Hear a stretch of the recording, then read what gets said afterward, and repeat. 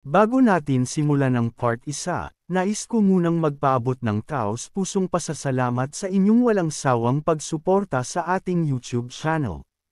Para sa mga nagustuhan ng ating video, huwag kalimutang mag-subscribe at pindutin ang notification bell upang lagi kayong updated sa mga susunod pa nating content. May lumilipad na palaso sa pasilyo dahil naging mapanganib ang misyong ito. Tinamaan ng isang sandata ang lalaki. Malapit sa kanya ang pangunahing karakter. Patuloy pa ring lumilipad ang mga palaso sa direksyon nila. Nang lumingon siya, nakita niya ang mga ito. Tumalon siya paatros dahil muntik na siyang tamaan. Habang nakaluhod, naisip niyang tama ang kanyang hinala. Nang makita ang mga patay niyang kasama, napagtanto niyang hindi na sana siya pumayag sa isang delikadong misyon dahil may masama na siyang pakiramdam noon pa. May mga taong nakatayo malapit sa gusali. Tinanong siya ng isa kung bakit ayaw niyang kunin ang misyon. Ngumiti siya at nagtanong kung hindi ba talaga sila nagtitiwala sa kanya, dahil napakasimple lang ng misyon, hanapin lang ang lokasyon ng isang espesyal na batong may nakasulat dito. Nakatawid ang mga braso, sinabi ng isa na hindi talaga siya pinagkakatiwalaan at hindi pa siya nakikita sa Miriam noon, kaya paano siya paniniwalaan. Tinanong nila ulit kung bakit ayaw niya talaga itong tanggapin. Habang bukas ang palad, tinanong niya kung may tiyak ba silang impormasyon dahil kung wala, ibig sabihin lang nito ay walang nakahandang tamang halaga ng bayad. Inihagis ang bag. Sinabi nila na sa ganitong mga misyon, mataas ang tsansa ng kamatayan. May laman iyong mga barya. Nang tumingin ako sa kaliwa, naisip kong masyado ng malaki ang halagang inaalok para tanggihan ito. Iwinasiwas ko ang aking espada at sumigaw na umatras ang lalaki. Pagkatapos ay may dumating na mapaminsalang ihip ng hangin. Naghulog ng mga bato at kung ano-anong pyesa.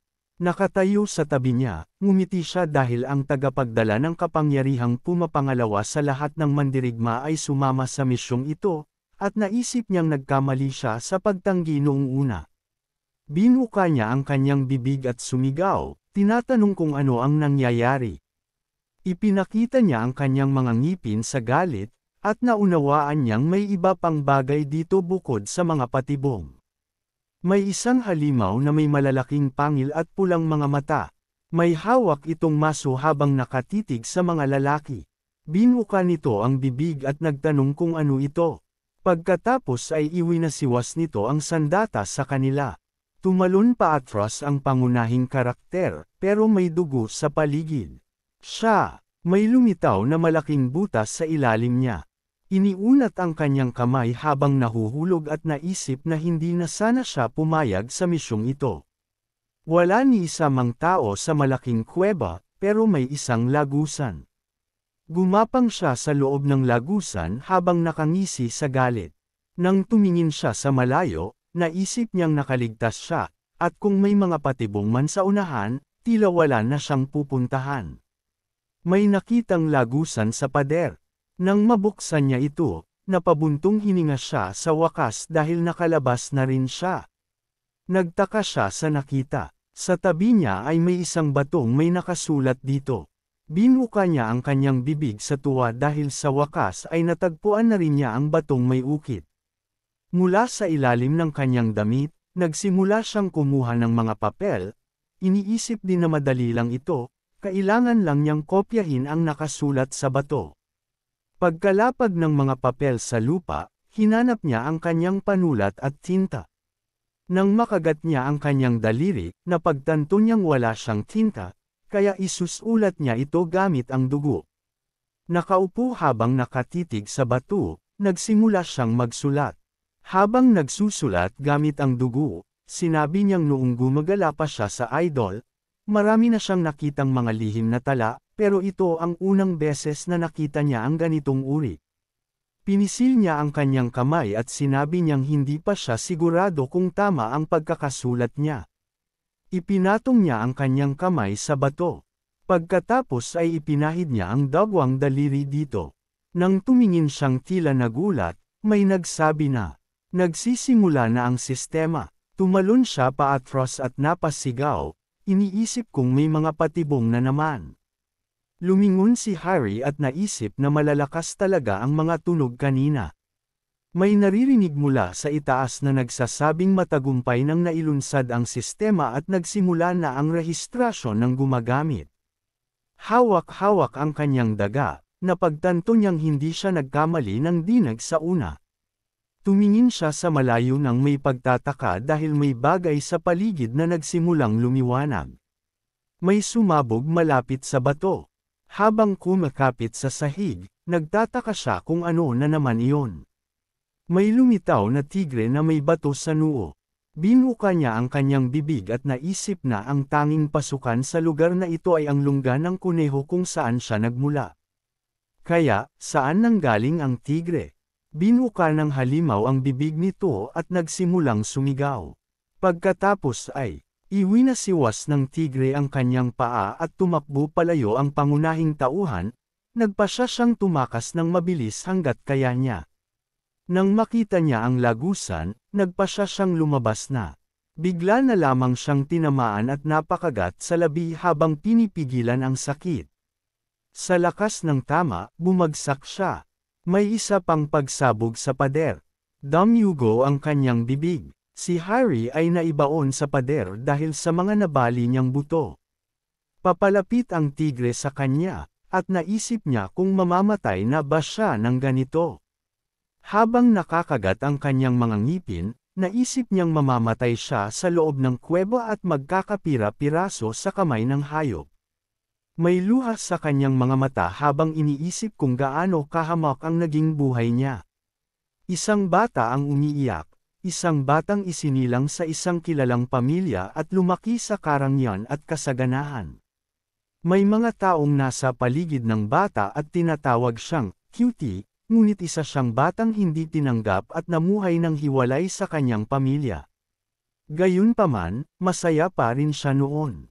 Habang nakaupo sa tabi ng kama, naalala niyang kakalampas lang niya sa 12 taong gulang nang pumanaw ang kanyang ina. Doon natapos ang mga araw ng kasiyahan. Nakatayo sa tabi ng pinto, naisip niya na dahil nag-iisa siya sa lugar na iyon, napagpasyahan ng pamilya na ibalik siya sa pangunahing tahanan ng angkan. Pagbukas niya ng tarangkahan, naisip niyang doon nagsimula ang araw-araw na impyerno. Binubugbog siya dahil mahina ang kanyang katawan at hindi ito kayang mag-ipon ng panloob na kay at hindi rin siya makaaral ng sining ng pakikidigma. Umiiyak siya sa lupa habang may mga nakangiting lalaki sa paligid niya. Habang umiiyak at napapangiwi sa sakit, napagtanto niyang tila nakatakda na siyang mamuhay bilang basura sa lugar na iyon habang buhay. Sa gabi, naglakad siya sa landas. Nagpasya siyang iwan ang kanyang pamilya at mamuhay bilang palaboy. Nakatayo habang hawak ang kanyang espada, naisip niyang kahit naging palaboy siya, hindi niya kailanman binitawan ang pangarap niya, at kalaunay naging isang kilalang guro ng sining pandigma sa buong kontinente. Pumikit siya at napabuntong hininga, nagdasal na sana'y iligtas siya, dahil ibinaon na niya ang kanyang pangarap. Muling iwinasiwas ng tigre ang kanyang paa, ngunit naisip niyang ang tunay niyang ninanais ay ang magkaroon ng pagkakataong mamuhay ng normal. May lumitaw na screen na nagsasabing tapos na ang pagrerehistro ng gumagamit. Siya ay, lumalangoy siya sa tubig. May isang daga o patalim, sa malapit. Nang pumikit siya, naramdaman niyang nanlalamig ang buong katawan niya. Pakiramdam niya ay nahulog siya sa tubig. Nang iminulat niya ang kanyang mga mata, nagtataka siyang hindi naman siya tila nasa ilalim ng tubig. Pagkatapos ay binuka niya ang kanyang bibig. Nakaupo siya sa tubig, iniisip kung buhay pa ba siya. Habang nakaupo malapit sa talon, sinabi niyang ang lugar na ito ay kahawig ng dati niyang tinitirhan bago siya bumalik sa kanyang bayan. Tumingin siya sa tubig at nakita ang kanyang anino. Nang makita ang kanyang mukha, nagulat siya dahil ganito ang itsura niya noong bata pa siya. Hinawakan niya ang kanyang mga tainga at sinabi na ang huling beses na naglaro siya sa ilog ay noong siya ay 12 taong gulang. Pagkabuka ng kanyang bibig, sinalubong siya ng isang tinig mula sa aklatan ng sining pandigma. Pinagdiinan niya ang kanyang mga kamao, sumigaw at tinanong kung siya ba ang pinagmula ng nakakatakot na mga tunog sa kuweba. Habang nakayuko siya, sinabi ng tinig na siya ang tagapamahala ng aklatan ng sining pandigma. Habang hawak-hawak ang bato, nag-isip siya kung anong klaseng aklatan ang nasa tabi ng ilog. Habang hawak ito, naisip din niyang kailangan niyang mag-ingat, baka isa itong guro ng sining pandigma na gumagamit ng kakaibang paraan. Pagkabuka ng kanyang bibig, sinabi ng tinig na hindi ganoon ang kaso. Nakatayo siya sa tubig at naunawaan niyang sa mundong ito, may mga maestro na kayang basahin ang iniisip ng iba. May lumitaw sa likod niya at nagsabing hindi siya tao. Binuka nito ang bibig at binati siya. Itinago nito ang kamay at ipinakilala ang sarili bilang tagapamahala ng unang palapag ng aklatan ng sining pandigma. Binuka niya ang kanyang bibig at sinabi ang pangalan niyang si Luis. Nagtaka siya, yumuko siya at muling ipinakilala ang sarili. Ngumiti siya at nagtanong, at sumagot si Luis na maaari niya siyang tawagin sa kahit anong nais niya. Habang nakatingin sa kanya, naisip niyang baka nga namatay siya sa isang misyon at muling nabuhay bilang bata, at mahirap itong paniwalaan. Habang nakatitig sa kanya, naisip niyang napakaganda nito at marahil siya ay nananaginip lamang. Ngunit nagpasalamat ito sa papuri, na nagpahiwatig na ito ay hindi panaginip. Ngumiti siya at napagtanto niyang muli nitong nabasa ang kanyang iniisip. Habang nakatingin sa kanya, naisip niyang kahit ang mga dakilang mandirigma ay hindi rin nila lubos na mapag-aralan ang kasanayang ito. Habang humihinga ng malalim, napagtanto niyang hindi niya talaga alam ang lahat. Itinuwid niya ang kanyang mga braso at nagtanong kung siya ba talaga ang tagapamahala ng aklatan ng sining pandigma. Ipinatong ng babae ang kamay niya sa kanyang dibdib at sumagot ng oo. Pagkabuka ng kanyang bibig, tinanong niya kung ano ang isang aklatan ng sining pandigma. Biglang lumitaw ang mga estant sa paligid niya. Sinabi ng babae na ito ay isang aklatan na ang layunin ay kolektahin at itago ang lahat ng kaalaman sa sining pandigma sa buong mundo, at ngayon isa na siyang gumagamit nito. Dahil dito, nakuha niya ang karapatang i-edit ang mga aklat. Ipinatong niya muli ang kamay sa dibdib ng babae at nagtanong kung siya ba talaga ang tinutukoy nito. Ibinaba niya ang kanyang mga kamay at muling nagtanong kung may pagkakamali ba. Pagkabuka ng bibig ng babae, sinabi niyang gumawa siya ng kontrata sa aklatan ng pinahiran niya ng dugo ang batong lapida. Nang maalala niya ang ginawa niyang pagpahid ng dugo, naintindihan na niya ang lahat. Habang nakatingin sa babae, tinanong niya kung nasaan ang aklatang ito, at sinabi niyang mas mabuting magkasama silang pumunta roon upang makumbinsi siyang totoo ito at malaman kung ano nga ba talaga ito. Sa kislap ng mga mata ng babae, tinanong niya kung nais ba talaga niyang pumasok sa aklatan ng sining pandigma. Nakatayo sa tubig, tinanong niya kung nasaan ang pasukan, at hindi niya lubos na maintindihan kung anong pasukan ang tinutukoy nito. Pagkabuka ng kanyang bibig, sinabi niyang gusto niyang pumasok. Pagpapatunay ng gumagamit, kumpleto. Pagpasok sa aklatan, kumpleto. Ibinuka ng babae ang kanyang mga braso habang napalingon ang lalaki sa gulat. Pagkabuka ng kanyang bibig, nagsimula siyang sumigaw. Isa sa kanyang mga mata ay nakapikit. Nakatayo na siya ngayon sa loob ng isang napakalaking aklatan. Binuka niya ang kanyang bibig at sumigaw, ito ang aklatan ng sining pandigma. Lumapit ang babae sa kanya at binati siya. Itinuro niya ang kanyang daliri sa mga estan. Pagkabuka ng kanyang bibig, sinabi niyang ang lahat ng ito ay mga aklat tungkol sa sining pandigma. At sa mga sandaling iyon, hindi lamang ito mga aklat mula sa kanyang mundo, kundi pati na rin mula sa iba't ibang dimensyon. Nakatayo siya sa gitna ng mga estant at napagtantong napakarami ng mga ito. Habang tinitingnan ang mga ito, nagtanong siya kung lahat ba ng ito ay tungkol sa sining pandigma. Pagkatapos ay kumuha siya ng isa gamit ang kanyang kamay. Nangangatog, binasa niya ang tungkol sa mga paraan ng pagkontrol ng espada, dahil wala ito sa mga tala ng dakilang guro. Kahit na marami na siyang natutunang teknik habang siya'y naglalakbay, bumagsak ang mga aklat dahil iba-iba ang mga paraan ng paggawa ng hindi masisirang pader, pagpapataas ng antas ng kakayahan, at mga paraan ng paggawa ng lason. Hawak-hawak ang isang aklat, binasa niya ang pamamaraan dahil ito ay isa sa mga pangunahing sining pandigma. Habang nakangiwi, naunawaan niyang kailangan niyang pahirapan ang sarili upang matutunan ang teknik, kahit na wala naman siyang pagkakataong gamitin ito. Ibinato niya ang aklat sa sahig at tinawag itong basura. Napatingin sa kanya ang babae sa gulat. Pagkabuka ng kanyang bibig, sumigaw siya na hindi niya magagamit ang mga teknik na nakasulat doon kung wala siyang kay sa loob ng katawan niya. Pagkatapos ay naupo siya sa sahig. Lumapit ang babae at tinanong kung ayos lang ba siya. Humingi ng paumanhin si Harry dahil nawalan siya ng kontrol sa kanyang emosyon. Habang nakayuko, naisip niyang hindi siya dapat panghinaan ng loob dahil namuhay na siya ng matagal nang wala ang kay sa katawan. Naalala niyang madalas siyang umiyak at dahil dito, dumaan siya sa matinding panunokso at pang-aapi. Kaya ngayon, hindi na ito ang tamang oras para panghinaan. Naupo siya sa sahig at ipinagpatuloy na dapat niyang pagyamanin ang aklatang ito na may kayamanang hindi masukat. Pagkatapos, may naisip siyang ideya. Tumayo siya at tinanong kung siya ba talaga ang nangangasiwa ng aklatan. At sumagot ito ng oo. Pagkabuka ng kanyang bibig, tinanong niya kung maaari ba niyang hanapin ang aklat na nais niyang basahin. Ngumiti ang babae at sinabing kaya niyang gawin ito at kung nais niyang gamitin ang search function.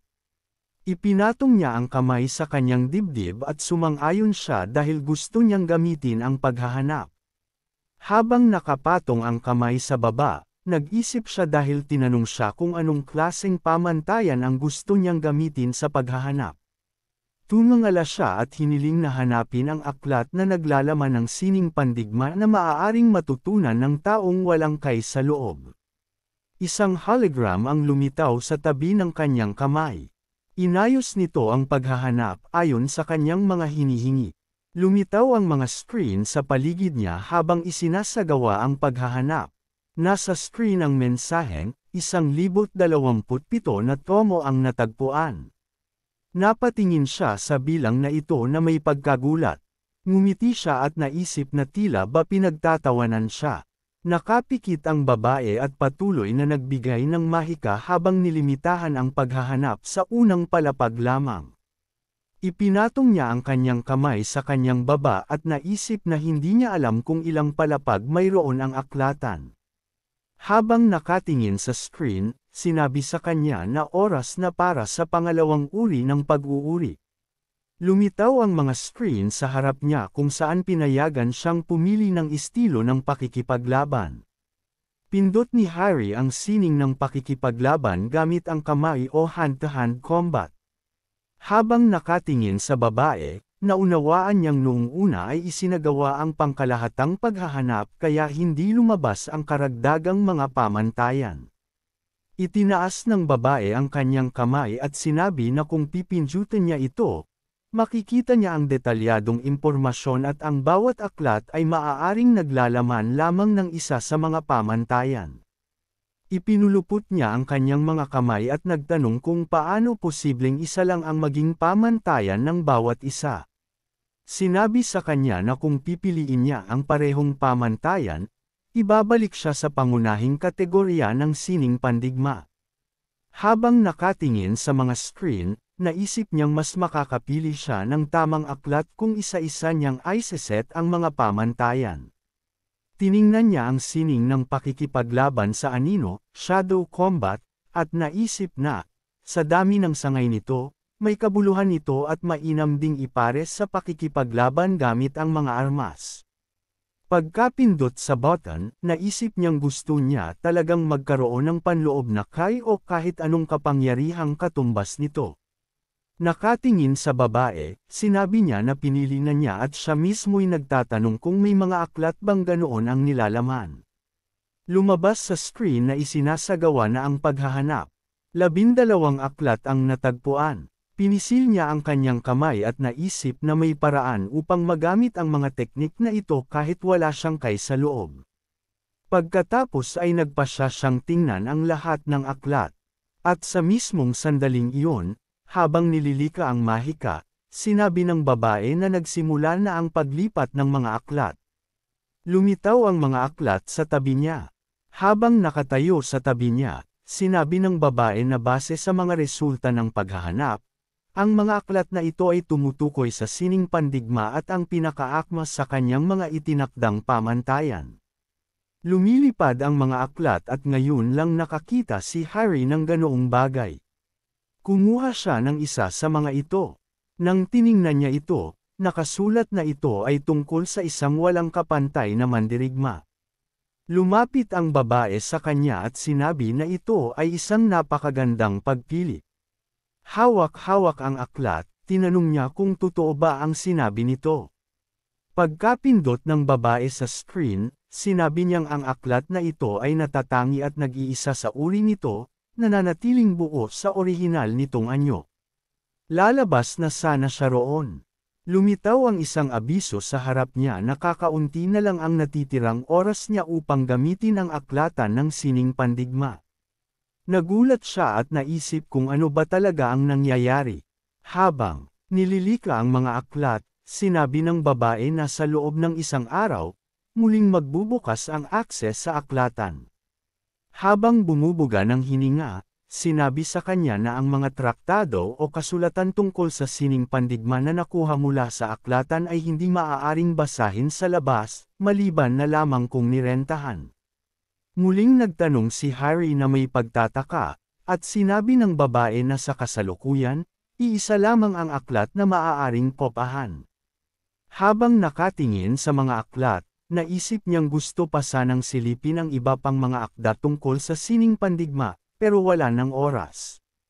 Hawak ang aklat sa kanyang mga kamay, sinabi niyang iyon na ang kanyang kukunin. Pagkakuha niya nito, sinabi ng babae na aprobado na ang kanyang pagpili at ang panahon ng pagrenta ay 1 buwan. Natapos na rin ang kanyang paggamit sa aklatan ng sining pandigma. Patuloy ang agos ng ilog. Nakatayo si Harry sa gitna nito. Habang nakatingin na may pagtataka, naisip niyang parang walang nangyari. Ano ba talaga ang nangyari? Binuksan niya ang kanyang bibig at tinawag ang babae. Habang lumilinga-linga, hindi niya maunawaan kung ano ang nangyari. Lumingon siya dahil may tumawag sa kanya. Si Chuck iyon na nakakita sa kanya. Ngumiti ito, pero sa isip niya, dapat ay patay na siya. Sa kalsada, tinawag nila ang Master. Pagkatapos, may tumawag sa kanya mula sa likod. Lumapit ang isang lalaki at nagtanong kung inatasan siyang sumama sa convoy na aalis. Tumindig siya ng may paggalang at humingi ng paumanhin dahil kailangan niyang iparating ang isang mensahe sa Master. Sinabihan siyang isipin ang dangal ng kanilang pamilya. Habang nakayuko, sinabi niya na hindi rin naman kalayuan ang kanyang kalagayan, gumagawa rin siya ng marurumi at mapanganib na trabaho. Hinawakan si Harry sa ulo habang dumaraan si Chuck sa kanyang tabi. Habang nakatingin sa kanyang kaaway, tinanong siya kung pinagkakatiwalaan niya ito at kung naging mayabang na rin siya tulad ng iba. Nakatuhod siya habang sinasabi na may bago siyang misyon, at dapat ay patay na siya. Habang pinipigil ang kanyang galit, naisip niyang sinasadya ang lahat ng ito upang painitan ang kanyang ulo. At sa kanyang mapait na ngiti, naunawaan niyang alam ito ng pinuno ng pamilya, ngunit wala itong pakialam. Gabi na, nakaupo sila malapit sa pader. Lumingon siya palayo dahil may nagtanong kung naroon siya. Lumapit siya nang nakatawid ang mga braso, at nagpasya. Sabihin sa kanya ang balita. Nakangiti, gusto sana niyang ikwento ang tungkol kay Chuck. Tumakbo siya dahil sinabihan siyang namatay ito sa misyon. Habang tumatakbo, napagtanto niyang wala na siyang lakas, nang bigla siyang natapilok sa isang sanga. Bumulagta si Harry sa lupa nang nakadapa. Nanlaki ang kanyang mga mata. Nakita niya si Chuck na tinamaan ng mga palaso. Nakabukas ang bibig nito at nakapikit ang mga mata. Itinaas niya ang kamay at tinawag ito. Tumakbo si Harry papunta sa kanya at binuhat siya. Niyakap niya ito habang tinatanong kung ano ang nangyari. Pumikit si Chuck at sinabing wala naman. Nakatayo siya sa tabi nito. Napagtanto niyang totoong nasa nakaraan siya. May kinuha siya mula sa kanyang bulsa dahil may hindi magandang nangyari sa kanya. Kinuha niya ang mga candy at tinanong kung alam ba nito kung ilang taon na siya. Nakatayo sa tabi niya, tinanong kung siya ba ay 12 anyos. Kinuha ang candy, sabay tanong kung sino ba ang tatanggi rito. Huminga ng malalim si Chuck habang nakatingin sa kanya. Habang nagsisimulang kumain, naisip niyang dati ay binibili ng lalaking ito ang mga candy. Naalala niyang umiyak siya noon sa tabi ng bangkay nito, at simula noon ay hindi na siya kumain ng candy. Ngumiti siya, iniisip niya ito noon, pero ngayon ay nagbago na ang lahat. Habang seryoso ang tingin, naisip niyang lalabanan niya ang lahat ng umiinsulto sa mahihina at ipaparamdam niya sa mundo kung sino siya talaga. Dumating ang gabi. Nakatayo ang mga lalaki malapit sa hagdan. Bahay nila iyon. May anino malapit sa kanyang paa. Naalala niyang noong siya ay 12 anyos, ang bahay nila ay nasa isang maliit na baryo. Pero kung titingnang mabuti, hindi man lang malinis ang bakuran. Habang nakatingin sa bakuran, naalala niyang namatay ang kanyang ina bago pa sila maging bahagi ng pamilya. Binuksan niya ang kanyang bibig at tinanong kung ayos lang ba ito. Habang nakatingin sa kanya, sinabi niyang siya na ang mauuna at hayaan na lang siyang magpahinga. Naglakad si Chuck sa likuran niya. Sumisikat ang araw sa bintana. Humiga siya sa kama. Walang ibang tao sa tabi niya. Mag-isa siyang nakahiga. Habang nakatingala, naisip niya ang babae at ang halimaw. Pagharap niya ng ulo, naisip niyang wala namang saysay ang pag-iisip ng mga kalokohang iyon. Gawa sa kahoy ang kisame. Tumayo siya at tinanong kung nasaan ang babae. Habang nakatingala, nag-isip siya kung ito nga ba ay isang panaginip. Sinabihan siya na hindi ito isang panaginip. Bumangon siya mula sa kama at tinanong kung nasaan ang babae. Habang nakatayo, sinabi sa kanya na huwag magpanik dahil kaya nitong makipag-usap sa kanya kahit nasaan siya. Damilat siya at tinanong kung iyon ba ay tinig sa loob niya. Sinagot siya na tila ganoon nga at walang limitasyon sa distansya. Huminga siya ng malalim at sinabi sa kanya na gusto lamang ng babae na mapanatili ang komunikasyon sa gumagamit sa ganitong paraan. Binuksan niya ang bibig at tinanong kung paano gamitin ang incomparable warrior. Nang tumingin siya paitaas, walang sumagot. Binuksan muli niya ang kanyang bibig at tinanong kung maaari ba, tinulungan siya ng tanong kung gusto ba niyang basahin ito. Pinisil niya ang kanyang kamao at sinabing oo, gusto niyang malaman. Habang nakadilat ang mata, sinabi niyang mas maaga mas mabuti dahil limitado ang panahon ng pagrenta. Isang screen ang lumitaw sa tabi niya dahil nakumpirma ang kanyang intensyon. Nakasaad sa screen, na nagsimula na ang paglipat ng impormasyon mula sa incomparable warrior. Hinawakan niya ang ulo at tinanong kung ano iyon. Napangiwi siya sa sakit. Lumabas ang screen na nagsasabing natutunan na niya ang incomparable warrior. Hawak ang ulo, tinanong niya kung ano iyon. Naalala niya ang libro at napagtanto na sa simpleng pagtingin sa pabalat nito, na ipasok na sa kanyang isipan ang buong nilalaman ng incomparable warrior. Tumangala siya at tinanong kung ano ang ginawa nito sa kanya. Sinabi sa kanya na kumpleto na ang paglipat ng impormasyon. Nang buksan ang screen, ipinaalam sa kanya na ang buong nilalaman ng treatise tungkol sa Peerless Warrior ay naipasok na sa kanyang isipan. Pinisil niya ang kamay at naisip na kahit walang formal na kaalaman, natutunan niya ang Peerless Warrior.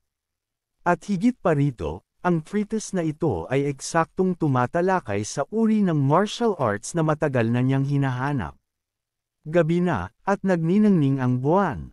Nakaupo siya sa kama at hindi niya inakalang sa likod ng Peerless Warrior ay isang martial art na gumagamit ng likas na kai. May bughaw na apoy sa kanyang mga kamay. Naisip niya na iba ito sa karaniwang enerhiya ng kai, na nakatuon at nabubuo sa tiyan sa pamamagitan ng paghinga. Pumikit siya at inalala na isinulat ng may akda ng Peerless Warrior ang tungkol dito at ang maling akal ang paggamit ng panloob na kai ay sisira rito.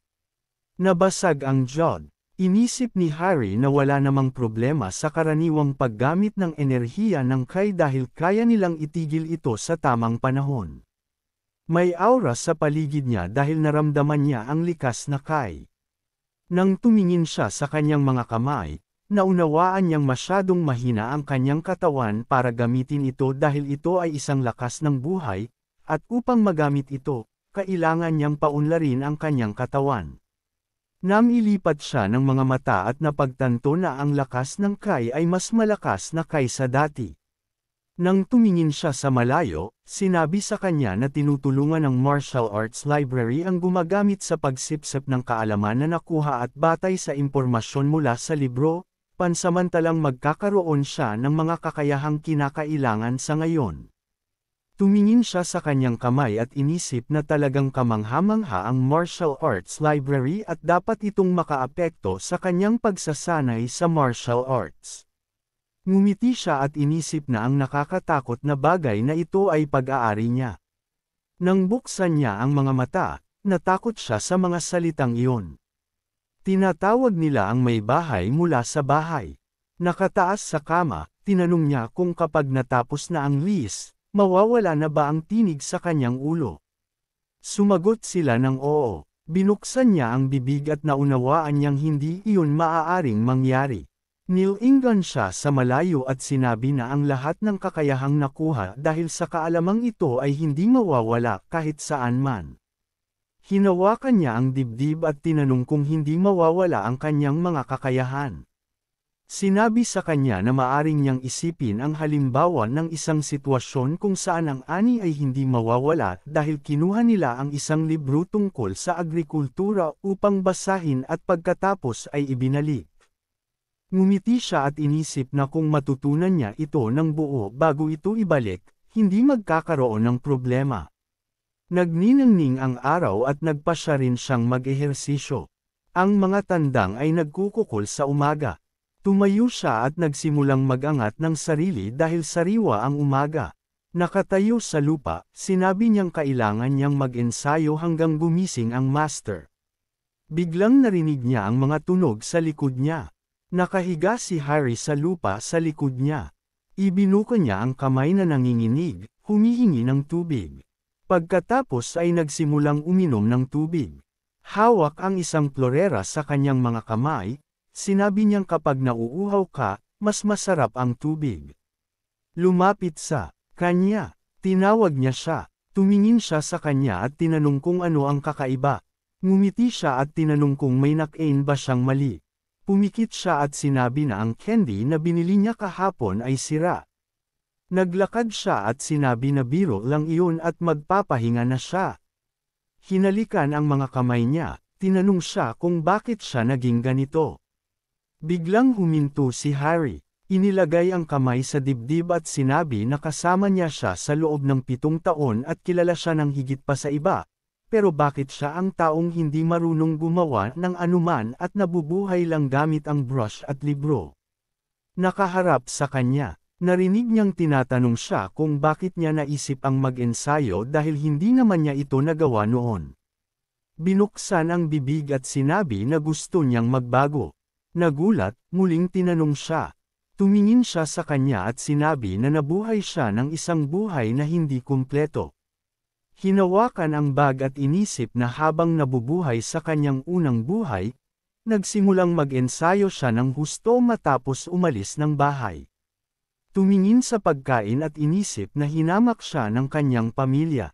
Kahit hindi siya nagutom, mahiyain at mahina siya at walang kaya sa labas ng kanyang pamilya. Tumingin siya sa pagkain nang bigla siyang sigawan na nagnakaw daw siya.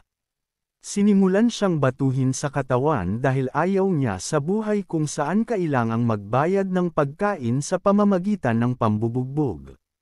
May dumating na kawayan sa kanyang paa na nagsabing itigil niya na. Hilik sa lupa, naghagis sila ng mga barya. Nang tumingin siya pataas, nakita niya ang kanyang tagapagligtas. Pinukpok niya ang punching bag. Inisip niya na tinulungan siya nitong makatayo muli nang hindi umaasa sa pakiramdam ng obligasyon at tinuruan din siyang lumaban gamit lamang ang lakas ng katawan. Sa dingding, inisip niya na namatay siya ng ganito nang walang nakamit sa buhay. Nang tumingin siya pataas, sinabi niyang uumpisahan muna niyang sanayin ang kanyang katawan. Hinawakan ang mga kamay at nagsimulang umiyak. Yamakap siya at sinabi na siya ay sobrang saya. Binuksan ang bibig at sinabi na siya rin ay masaya. Pumikit at sinabi na kung makita siya ng may bahay ngayon, magiging labis ang kanyang kaligayahan.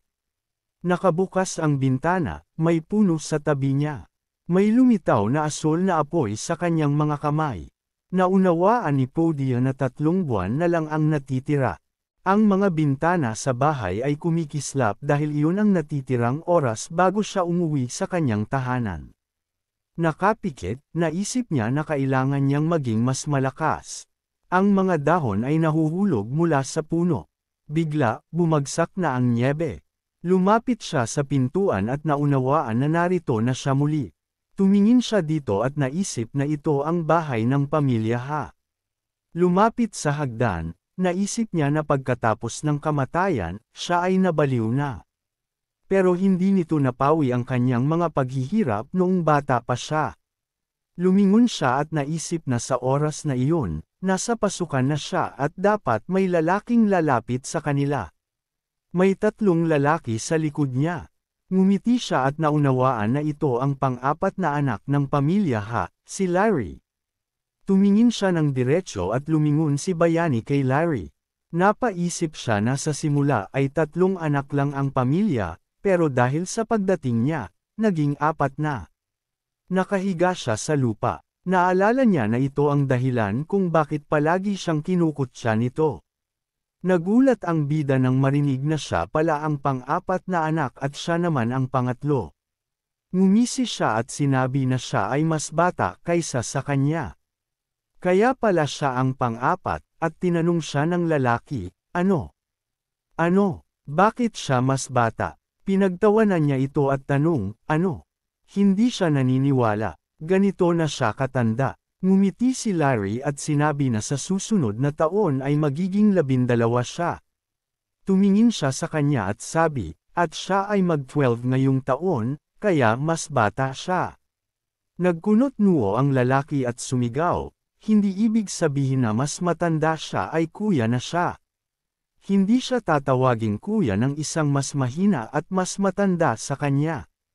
Namulat ang mga mata ng bida at tinanong kung bakit ganoon.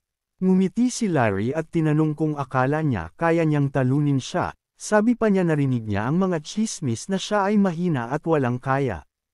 May mga tao na may mga maskara sa mukha. Ngumisi si Harry at naisip na napahiya siya sa harap mismo ng kanyang mga gwardya. Sobrang bata pa rin ang ugali niya. Pumikit siya at tinanong kung ano ibig sabihin noon. Kung may mas malakas sa kanya, ituturing niya itong isang kuya. Sumagot ang lalaki na dapat din siyang mas matanda. Nagtaas ng kilay ang bida at idinagdag na ibig sabihin, para tanggapin siya bilang kapatid, kailangan niyang mas malakas at mas matanda sa kanya. Sumigaw si Larry na gusto niyang sabihin na mas malakas siya kaysa sa kanya. Talagang naiiwasan ng bida ang kanyang suntok. Napaikit ng lalaki at inisip na naiiwasan niya ang palo. Tumingin si Harry sa malayo at naisip na siya rin ay mabilis magalit. Tumingin ng diretso ang lalaki at sinabi na gusto lang niya siyang kamustahin ngayon. Tumingin siya sa kanya at naisip na isang kahangahangang pagbati iyon. Inisip niya na ang pamilya Ha ay medyo makapangyarihan, pero sa katotohanan, iniunat ng lalaki ang kanyang kamay pasulong at sinabi na sundan niya siya. Nag-ayos ang mga tao sa paligid nila. Ibinaba niya ang kanyang sandata at sinabi na dapat hulihin niya ito. Siguradong nahuli ito ng bida. Nakatayo silang magkatapat. Narinig niya, ano ba ito? Hindi ba siya ang pangatlong anak na si Larry? Bantayan nila ang mga sinasabi nila. Ngayon siya na ang pang-apat. Tumingin sa gilid ang lalaki at tinanong kung ano ang pang-apat na anak. Hindi ba siya ang pangatlo? Sinabi sa kanya na ang lalaking iyon sa kabila ang pangatlong anak na ngayon lang dumating. Nakangisi si Larry at sinabi na dapat tigilan na niya ang pagiging kampante. Tumingin siya sa kanya at tinanong bakit gusto niyang makipagsabayan ng ganoon. Pumalo ng paa ang bata at sumigaw na hindi ito laro lang. Gusto niyang durugan ang lahat ng kumpiyansa niya. Sumagot siya ng oo, at kung ganoon nga, bakit hindi na lang sparring match? Nagulat si Larry nang marinig iyon, at tinanong kung siya ang mananalo. Iniunat niya ang kamay sa gilid at idinagdag na sige. Kung siya ang mananalo, tutuperan niya ang kahit anong hiling niya, at magiging saksi ang lahat. Pumikit si Harry nang marinig iyon, pero kung siya ang mananalo, kailangang lumuhad siya at kalimutan pang tawagin siyang kuya, na sinagot niya ng, sige, kung siya naman ang mananalo. Napaikit ng lalaki at sinabi na maliit siya. Biglang sumugod siya at idinagdag na dapat niya. Hindi siya dapat maging mayabang dahil siya ang nauna na ipinanganak. Pumasok sa isip niya na siya ay sinanay na sa lihim na martial arts ng kanilang pamilya mula noong siya ay 5 pa lang.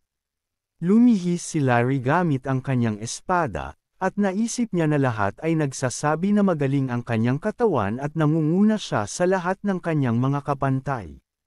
Nagsipilyo ng ngipin ang bata at sumigaw na kaya hindi siya naglakas loob na baliwalain siya.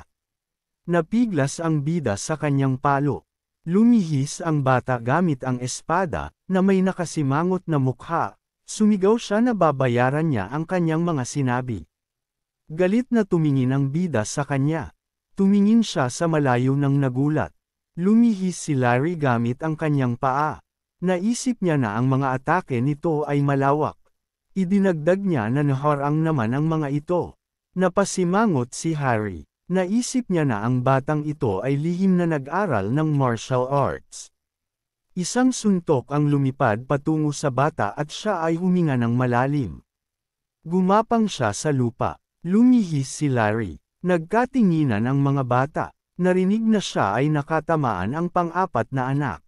Malakas siya. Napasimangot ang bata at nagtanong, paano niya nagawang isawsaw siya. Mahigpit niyang hinawakan ang sandata. Inunat ni Larry ang espada pasulong at sumigaw, patayin mo siya. Kidlat na mabilis na atake ng anino. Isang suntok ang lumipad sa kanya. Bumagsak siya sa lupa. Ngumiti ng malapad ang bida. Nawalan ng malay ang lalaki. Bumukas ang mga mata ng lalaki sa gulat at napabulalas. Nagtaas ng kamay ang mga tao at sumigaw na nanalo ang pangatlong anak. Sobrang astig siya. Hindi karapat-dapat ang pang-apat na anak na makipagsabayan sa kanya. Napipilitang ngumisi ang lalaki at sinabi na nasaktan siya. Tumingin siya sa sandata, narinig na siya ang nanalo. Lumihis ang bida at nagtanong kung ano ang sinabi niya. Ngumiti siya at idinagdag na kung siya ang manalo, tutuperan niya ang kahit anong hiling niya. Napasimangot si Larry at sumagot na hindi siya sang-ayon. Ngayon, muling maglalaban sila. Pumikit si Harry at sinabi, well, wala naman itong epekto sa akin. Pero ang mga tao ay nanatiling nagtataka. Narinig na hindi niya akalain na ang mga manunood ay napagdesisyonan na ang panalo, kaya niya bang kumbansihin silang lahat. Napipilitang ngumisi ang bata nang marinig na hindi niya akalain kung maglalaban ulit sila, siya pa ang matatalo, na sinagot niya. Sumagot siya na oo nga. Ngumiti ang bida at sinabi na siya iyon. Nandita ang kilay niya at idinagdag na tatawagan niya siyang kuya. Napasimangot si Larry nang marinig ang pangalan niya. Itinaas ng bata ang mga kamay at sumigaw kung nasaan siya. Bumuka ng malapad ang mga mata at sinabi na habang nasa palasyo siya dumadaan sa proseso ng pag-check-in, pumunta siya sa ibang lugar. Tinanong siya ng lalaking nasa likod niya kung ano ang narinig niya, at sinabing oo, papunta rin siya sa arena. Muling nagtanong si Chuck nang may pagtataka nang marinig na pinag-uusapan ang laban ng pangatlo at pang-apat na anak. Ngumiti ang bida at sinabi na dapat na siyang tawagin na kuya. Ngayon, napasimangot si Larry at sumigaw na tumahimik siya. Hindi niya alam kung gaano ito kaiyahiya. Mandaraya siya. Tumingin pababa ang bida at nagtanong kung ano ang panlilinlang. Inunat ng lalaki ang kanyang sandata pasulong at sinabi na nag-sparring sila gamit ang mga espada pero ginamit niya ang mga kamao. Labag ito sa mga patakaran. Tumingin siya ng diretsyo sa kanya. Naisip ni Harry kung hindi ba siya unang sinipa tapos ay tinanggihan ang tawag na sparring. Lumingon siya at madaling makita kung gaano siya ka-idiot. Nagsipilyo ng ngipin ang lalaki. Pumasok sa isip niya ang isang bagay. Ito ba ay pride o ano paman? Kung aalis siya dito at matatalo sa kanya, magiging kumpletong kahihiyan iyon.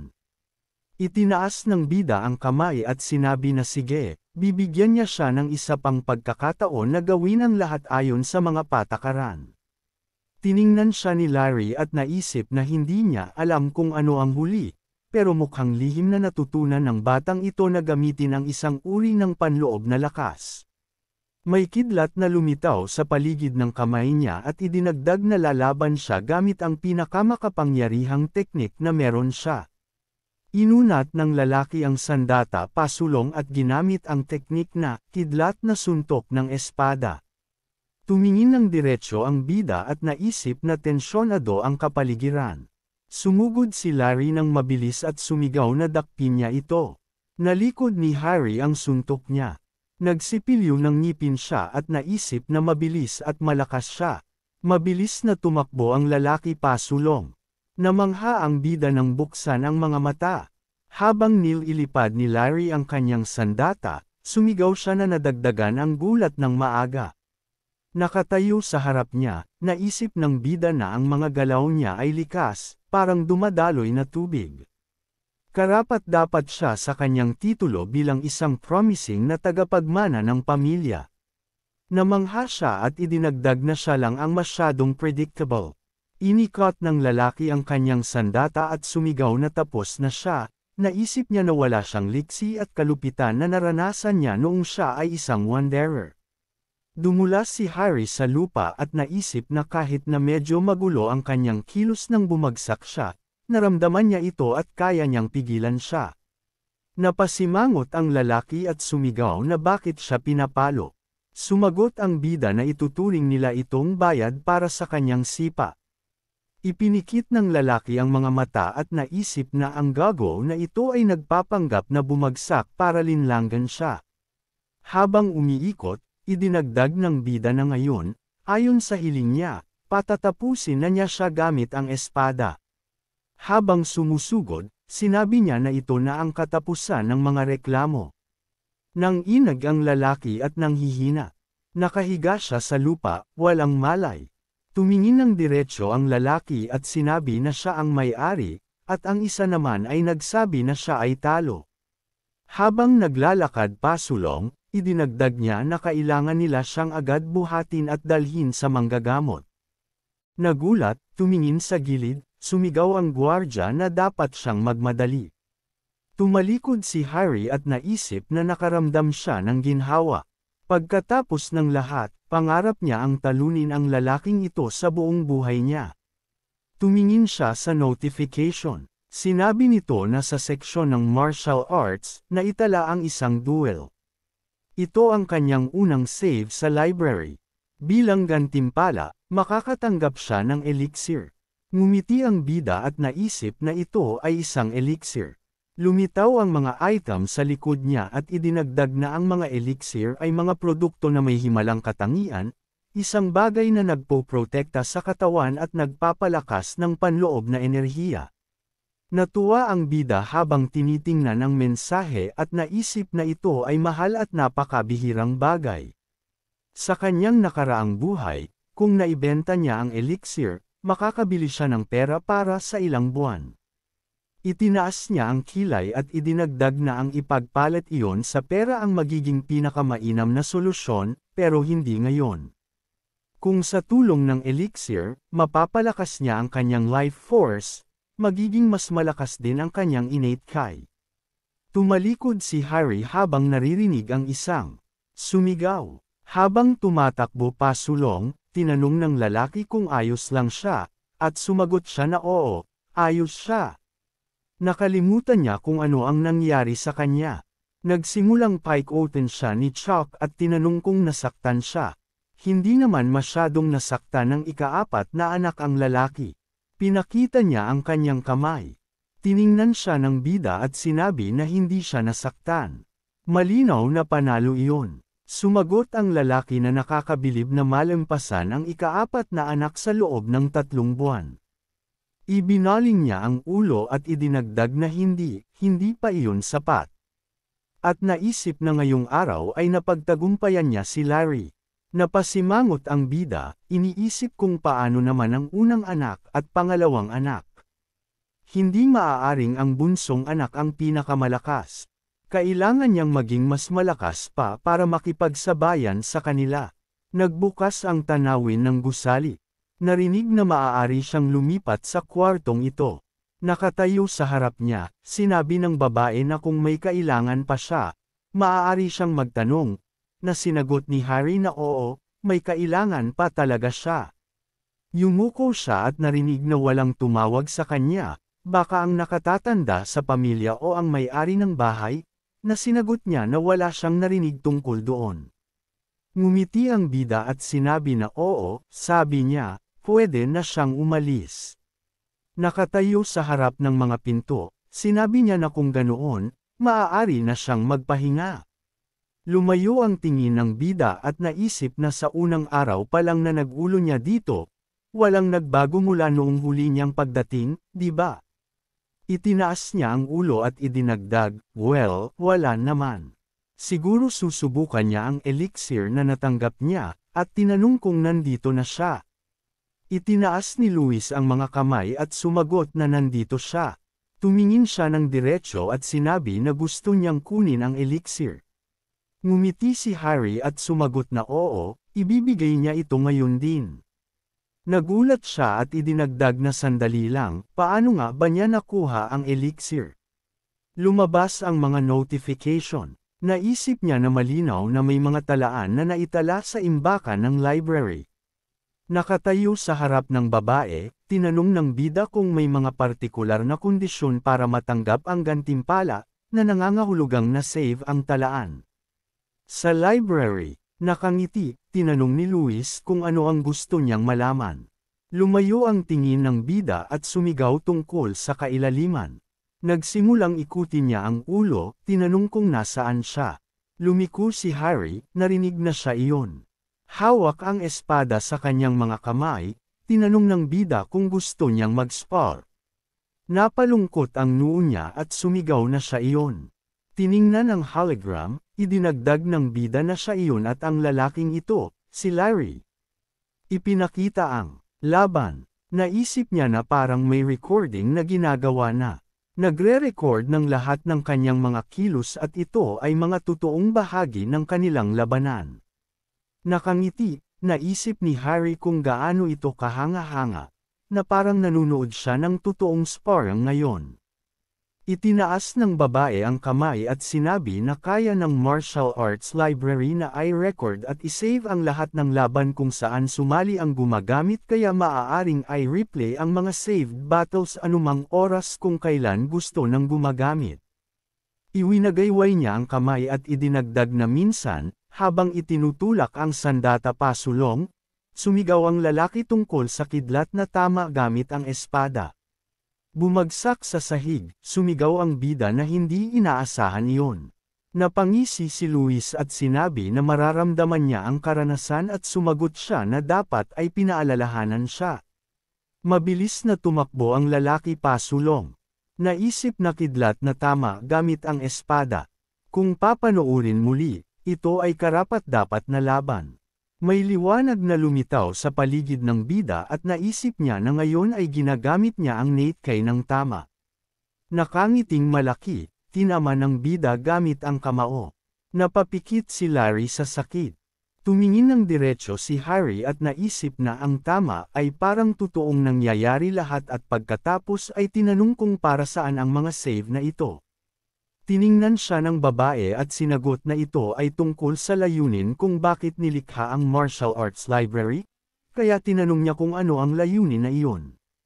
Tumingin ng diretso si Luis at sinabi na ang martial arts library ay nilikha para mangolekta ng mga tala ng martial arts mula sa buong mundo dahil ang pagkakaroon lamang ng mga libro na may tala ng ilang mga teknik ay hindi na ipapakita ang lahat ng detalye ng martial arts. Kaya para maging mas detalyado ang impormasyon, ito ay near-record sa ganitong paraan.